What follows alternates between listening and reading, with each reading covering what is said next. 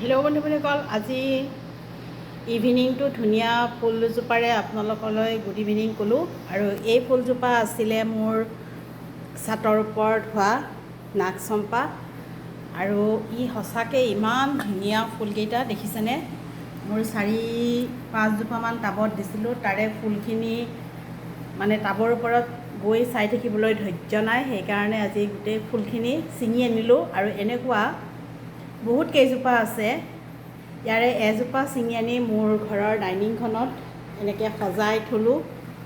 আৰু সঁচাকৈ আপোনালোকে বিশ্বাস কৰিছেনে না, মই তাকে দেখাইছোঁ। দেখিছেনে, এয়া দুজোপা ফুলদানিটো ধুনীয়াকৈ ভৰ্তি হৈ ৰৈছে। আৰু ডাইনিংখন চাওকচোন, সঁচাকৈ ধুনীয়া লাগিছেনে। গোটেই ডাইনিংখনৰ সৌন্দৰ্যখিনি এই ফুলজোপাই লৈ আহিছে।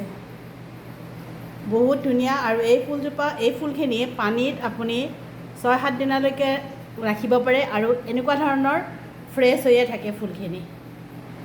আৰু ইয়াৰ নামটোতো ক'লোৱে, নাগচম্পা। বহুত দিনৰ ৱেটিঙৰ পিছত ফুলখিনি ফুলিলে। আৰু ফুলখিনি এইকাৰণে ভাল লাগিছে, ই এসপ্তাহ গছত হওক পানীত হওক, এসপ্তাহলৈ এই ফুলখিনি ফ্ৰেছ হৈ থাকে। তো মই ফুল কিনিবলৈ যাবলৈ দৰকাৰে নাই।